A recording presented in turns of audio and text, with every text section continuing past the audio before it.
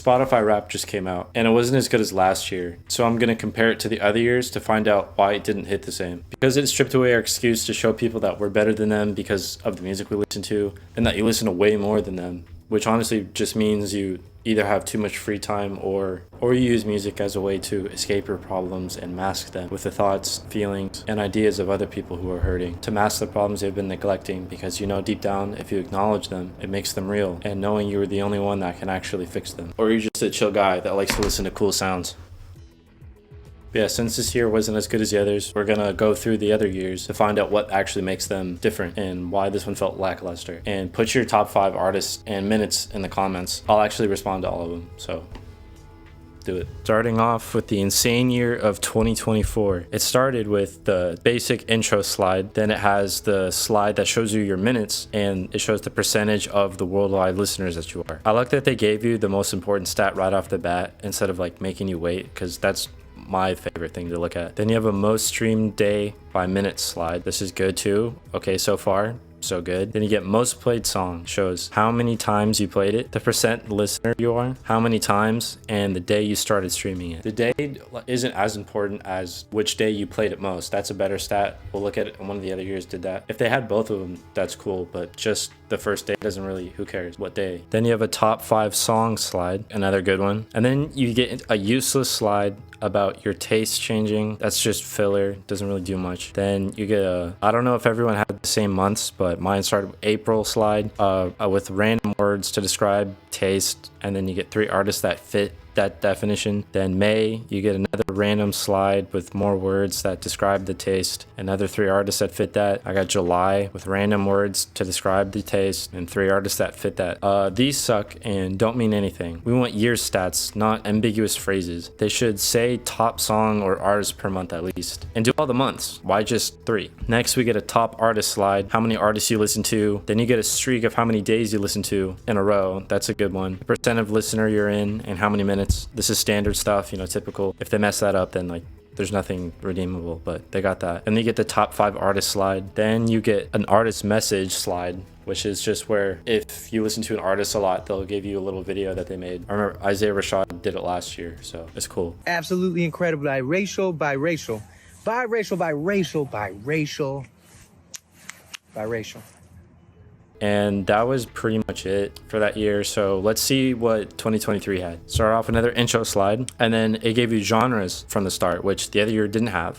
It gave you a number of genres you listen to and a top 5. Last year was in a little sandwich, which was cool. And then the next slide, you get a slide that shows a city that listened to artists and had same patterns as you, which is cool too. So you can see where else in the world people are listening to the same stuff. Then you get the top song slide, which shows the number of all streams that year, the amount of times you played your most played, and the first day you listened to it, which again isn't the best stat, but yeah. Then you get the top 5 songs. Then you get a playlist slide. The one thing I did like about this year was it automatically made you a playlist, and it didn't waste a slide on that because it doesn't really add much because it's already going to be there anyway. Then you get this slide for your minutes, and this shows the amount of days that it equals and your most streamed day, which is a better stat than the other one, and the percent of listeners you were within that day. Then you get a top artist slide, and it shows you the number of artists you listen to and the percentage of listeners that you were in for your most played artist and how many minutes you listen to them. And then I got a slide about top artist most played song, because my most played song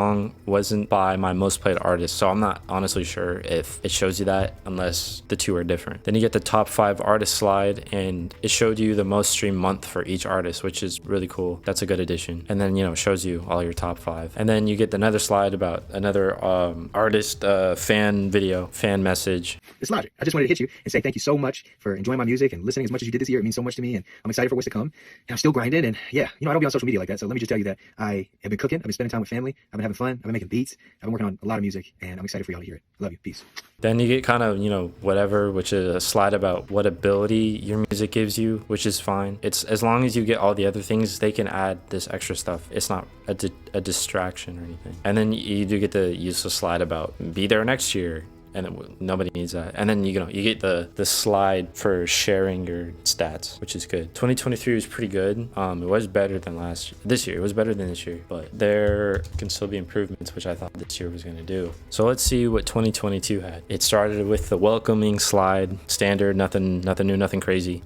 It showed you your genres again, how many, and then top 5. It shows your minutes slide, percent of all listeners you were in, and how many minutes you listened to. And then you get a slide for your top song, how many streams, and the day most played. That's a better stat than first day. But why not have both? They could have included. You see, 2 years ago they had most played day. They just should add on new things every year, so we have as many stats as we can get. Then you get top 5 songs and amount of streams you had that year. You get a slide for the playlist. Like I said, I think this year was good with the playlist thing. Top artist slide. You get the number of artists, number of minutes you listen to them, percentage of listeners you were in. Then you get a top 5 artist slide. Then you get a listening personality slide, which is fine. And then, you get a share slide at the end. This year seems like it wasn't as good as this year, but the stats were more important. You got more out of it, even though it had fewer slides, which is better than filler if you don't get the stuff that you're actually looking for.